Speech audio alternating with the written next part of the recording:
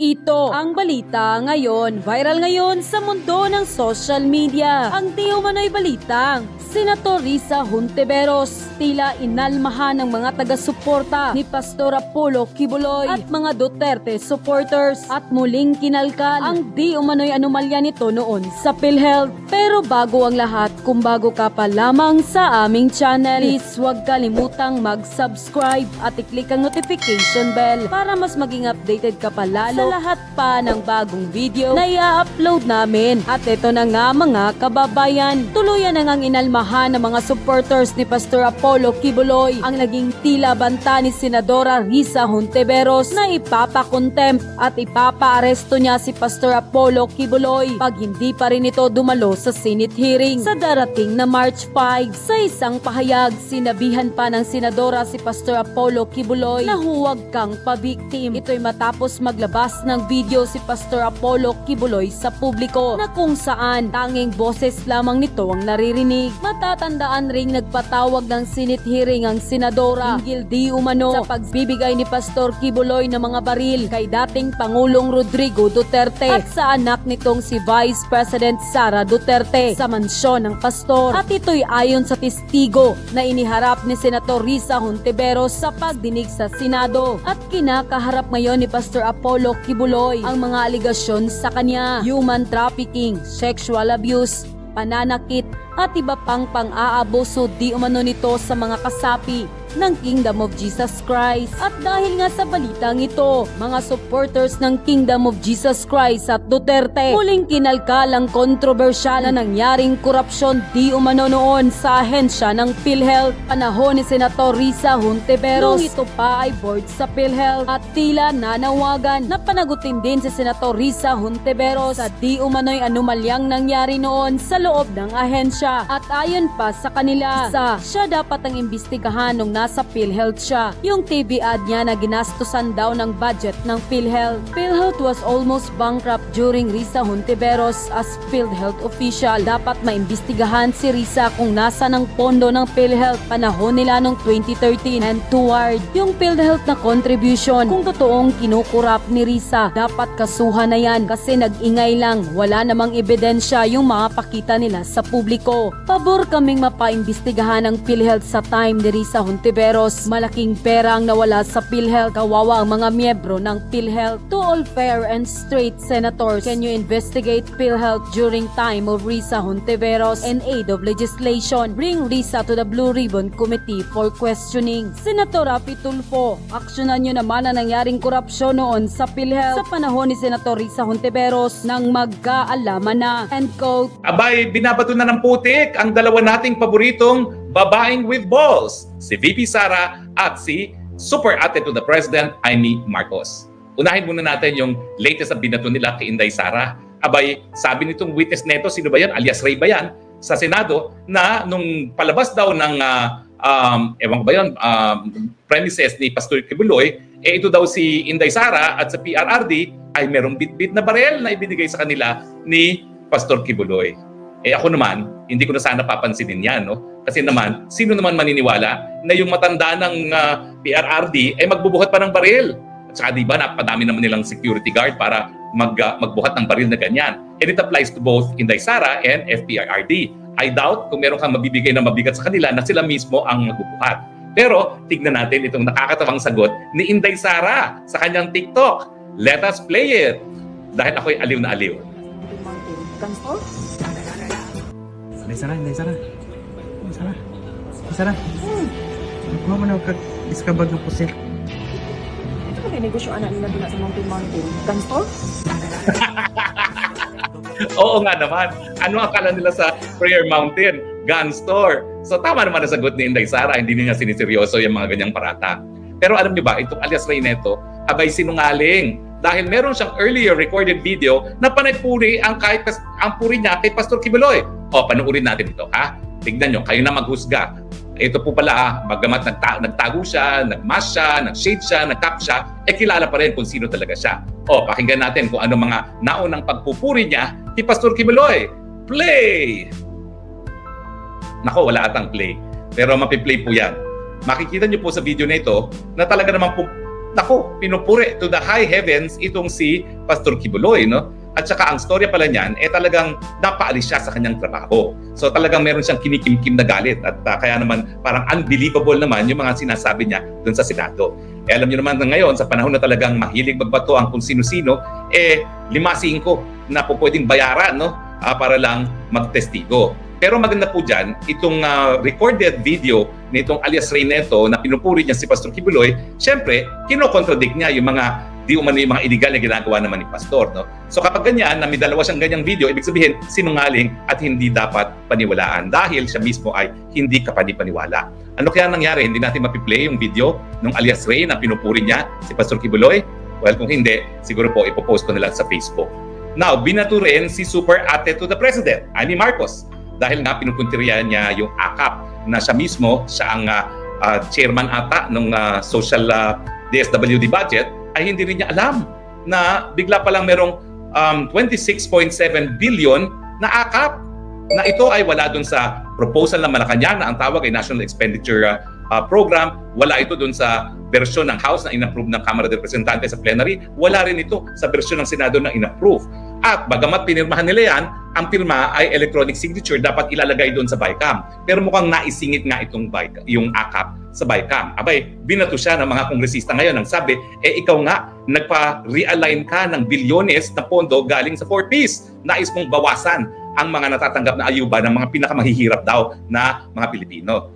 Well, sumagot po si Super Ate. Alam niyo po talaga, kahit anong paratang naman, basta ikaw ay nasa punto ng katotohanan, hindi ka tatablan. Ano pa lang nangyari? Aba, noong 2022 budget pala ng DSWD, 45% pa lamang ang kanilang nagagasta. At ito po ay nalaman nila nung hearing ng 2023. So ano ginawa ni Super Ate to the President?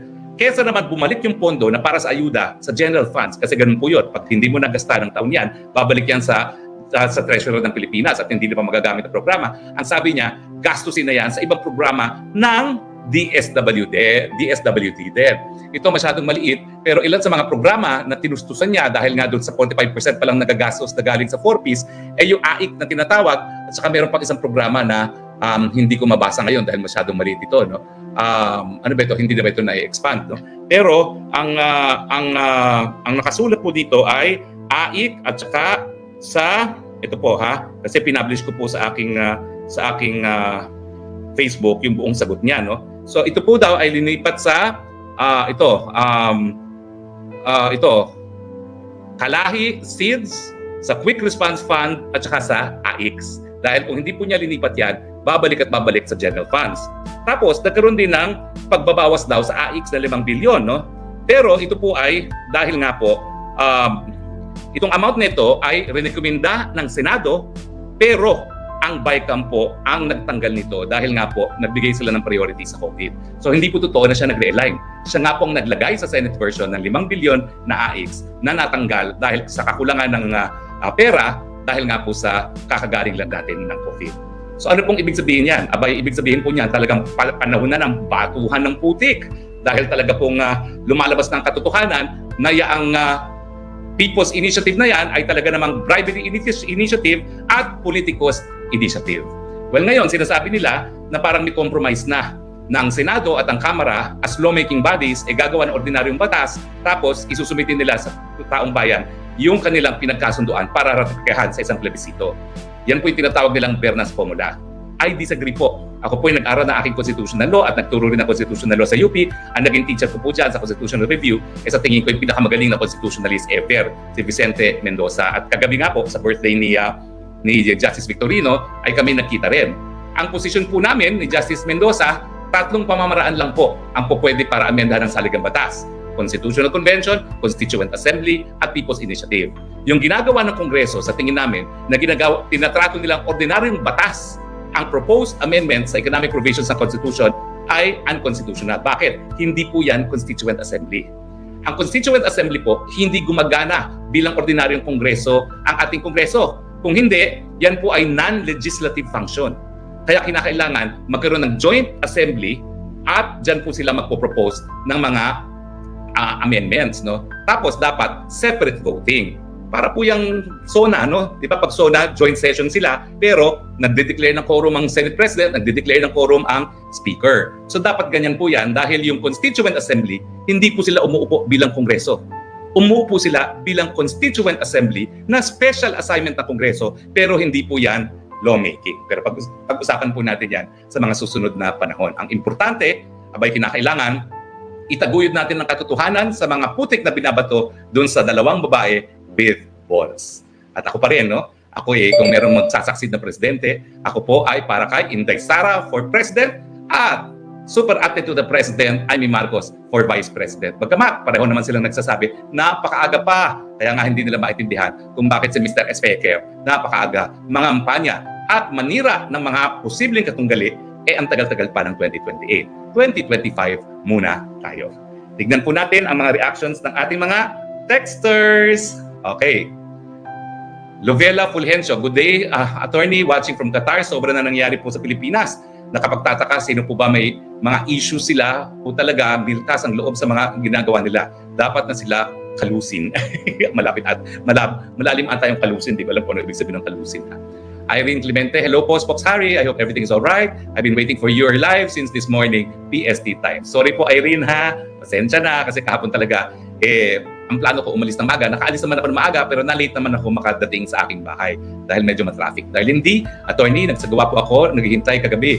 Ay, naku, sorry po nagsawa po ako maghintay sa iyo kagabi. Sorry, kailangan ka namin. It's true that the two ladies embody the perfect balance of strength and compassion, a true leader with a heart of gold. Maraming salamat, Darlene, and sorry, subukan natin hindi na mangyari uli yan.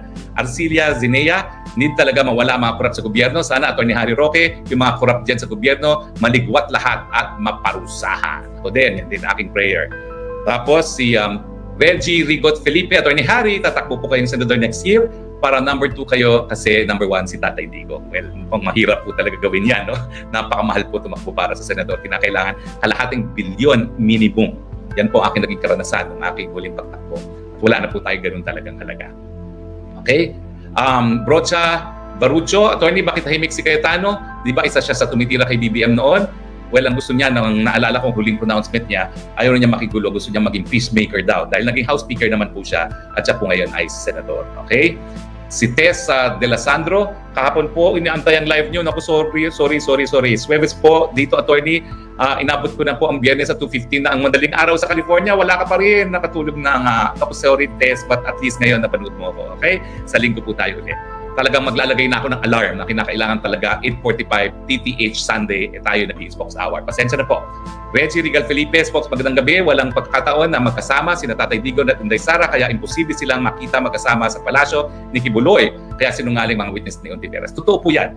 Kasi ang huli nilang pagsasama ay nung namatayan ng kapatid si FPRRT. Well, malungkot po na sa kanilang relasyon, miski Pasko, hindi sila nagkikita. So tama po kayo.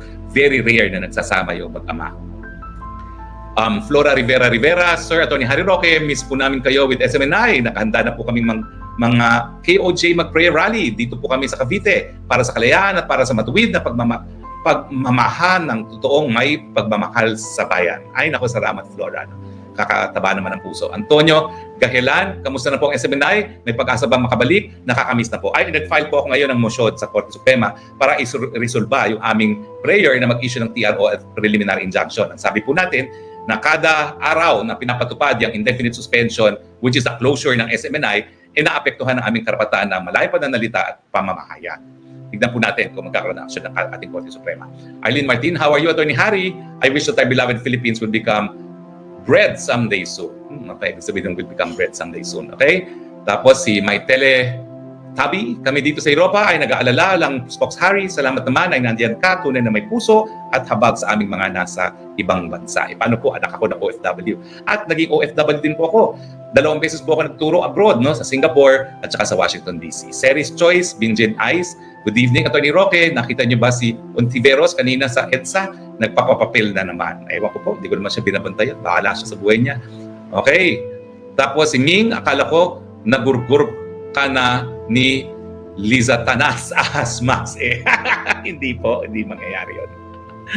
Mina, kagabi po ako nag-aabang spokes. Miss you and your insights. Salamat po. Pero sorry po. Pero ngayon naman po, nakapag-spokes hour tayo. Mercedes Bumagot. Good evening, Sir Harry. Hafa Aday from Wampo. Hello. Winston Santos, nagising kami lahat sa panlilinlang ng mga Congress at Dilawan at ginawa nilang chismis republic ang mass media. Oo nga po, no? Grabe yung mga binabato nila kay Super Ate to the President. November, good evening po, Atty. Roque. Malapit na po ang February 25. Malapit na po ang prayer rally. Nandiyan po tayo sa Cebu para sa prayer vigil rally kontra PI. Kasama po natin si dating Presidente Rodrigo Roa Duterte. Banateros, brothers, kaisa ako sa inyo. Sabi ni Ping Lacson ng mga senador ngayon, may pondo na tig 6 billion para sa kanilang project. Pero nabawasan at sa 3 senador lang inilagay kaya nagkakaamoy ang kudita. Totoo po ba yan? Hindi ko po alam kasi hindi po tayo senador. No? Pero nakaka-shocking naman yan. 6 billion each tapos ngayon sa 3 lang daw napunta kay magkukudita. Well, tignan po natin kung talaga magkakakudita. Secret T0077, Atty. Roque, in violation po ba ng BICAMS Article 6, Section 16, Paragraph 4, ang Saligamatas kasi po wala silang records minutes ng proceedings ay hindi naman po national security issue ang budget. Tama po yan. Sa tingin ko po talaga dapat matigil na yung proseso ng secrecy pagdating sa BICAM. Dahil kinakailangan natin, lalo na sa paggastos ng ating pondo ng taong bayan, transparency. Okay? Macbitochi, bakit po may bayad ang pagtakbo ng politika at milking pera pa? Well, wala pong bayad pero magastos. Kasi sa totoo lang po, napakamahal ng mga TV commercials, yung radio commercials. Ako po, hindi ko na nagawa yung ginawa ng mga nanalo. Nagbayad kasi sila. Hindi sila nagbayad. Nagbigay ng tulong sa mga lokal na mga kandidato para mailagay ang pangalan nila sa sampot balot. Wala na po talaga akong budget para dyan. Talaga halos hindi na nga ako maka-raise ng pondo para sa commercial pa lamang. No? Pero so parang hindi ko na kaya talagang mag-raise pa ng pondo para sa tulong sa mga lokal na kandidato. Lorna Juanilio, attorney, bakit nadawit si Dai sa gun smuggling? Wala na ba silang issue na pwedeng ibato kay Sara? Lalong sisikat si Inday at Bananado. Kaya po ganda ng kanyang TikTok no? Aliw na aliw ako talaga doon. Ano kala mo sa Prime Mountain? Gun shop? Tama naman yun. Regel Ringol Felipe, Atty. Roque, baka tatakbong presidente si Liza Tana sa 2028. May panalo ba siya kay Inday Sara? Wala. O yan yung siya tumakbo. Marvel Ramos, Poxhari, ano po balita sa ICC? Well, marami pong balita, pero hindi muna natin isa sa publiko kasi hindi po nanggaling sa akin. Hayaan natin yung mga may balita ang silang magsiwalat sa publiko kasi hindi po sa akin dumating information. Binilay lang sa akin ng isang tao na nakalap yung impormasyon. So, hayaan natin sila magsiwalat. Pero meron pong balita dyan. Vic Catafias. Attorney, pwede niyo bang kasuhan ng mga yan na nagsabi na may dala-dalang baril si Tatay Digong at VP Sara? Total, ikaw naman ang lawyer ni Tatay Digong. Bigyan niyo po ng leksyon ng mga yan para madala. Alam mo ang attitude naman ng mag-ama. You know, free marketplace of idea kasi may sapat naman tayong pag-iisip kung sino pa naniniwalaan natin. At tingin ko naman po, hindi talaga mapapaniwalaan kung ang pinanggagalingan ng impormasyon, hindi rin kapanipaniwala. Okay? Macbitochi, ingat po kayong lahat sa February 25. Hangad ko po ang peaceful na prayer rally sa darating na linggo. Watching you guys from Japan po. Hello po. Tapos Laluche Sole, napatunayan mo, attorney, ang iyong loyalty kasi I will vote for you. Ay, naku, maraming salamat po. Lily, kailan po babalik ang pulso ng bayan? Well, babalik po sa Lunes. Nag-outing lang po sila, kaya wala po sila itong linggong ito. Okay? So, babalik po kami sa Lunes. Okay? Tapos, Mylene Ramos, Fox, lahat ng malalapit sa mga Duterte ginagawa nila ng kaso. Fox, sana wag ka at sa panelo gawa ng kaso. Mapipilay si Tatay Digong. Paano kung mag-declare ng martial law sa BBM? Paano na ang Pilipinas? Well, tignan po natin. Jocelyn Aguas, Atty. Roque, helpless na po ang Pilipinas. Hope na may mangunguna at tumayo sa tama. God help Philippines. We love the Philippines. Tumatayo naman po si FPRRD at si Inday Sara Duterte. Eduardo Mahinay, attorney, sabi ni Marcoleta, hindi na siya invite sa Senate hearing. Kaya paano niya masabi na mag-step down, di niya alam ang maging basihan. Well, pwede naman yung pag-aralan yung mga testimonya kasi nasa TV rin naman yun. Sam Ferreres, good PM Spox, matagal na ako nakatira sa Davao City at wala namang kaming nalaman na masamang ginawa ang mga Duterte, kundi lahat halos para ikaw ganda ng isang bansa. Salamat po. Maraming salamat po. Kinakailangan talaga magsalita yung mga taga Davao. Now, Frosha Duran, Atty. Harry, as lang po, sakaling matapos ng Senado, matapos na ng Senate ang Chacha, may chance pa ba may maisigit pa rin silang tambaluslos? Kasi kung ang last signature kay PBBM, malamang may maisisigit panigurado. Ang duda ko, wala nang panahon talaga para sa plebisito. So mukhang patay na yan. Baka buhayin lang nila yung People's Initiative pag sa tingin nila ay matatagalan ng Senado. Pero magpantay po tayo. takot naman sila sa tao eh. Kaya nga pumayag sila sa ganitong sistema na eh. Natakot sila sa reaksyon ng tao. Pero sa script, attorney, sana tatakbo ka ulit, boboto po kami ulit sa inyo. Well, siguro po hindi para sa senador. Okay? Ay, nako ha, marami tayong comments ha. June Baguio, attorney, pwede bang malaman kung sino po ang 3 senador ng binihusan nung pera? Ay, hindi ko po alam. Binabasa ko lang po sa comments yan. Bagay si Tingta Lacson na nagsabi niya. No? At yun na nga mga kababayan, ano na ang masasabi mo? Kung mayroon kayong hinaingat komento patungkol sa balitang ito, please comment down below. Pag-uusapan natin yan sa comment section. At kung nagustuhan nyo ang video, ay huwag kalimutang mag-like at i-share na din para mas marami pang makaalam at umabot ito sa marami sa ating mga kababayan. Maraming salamat po!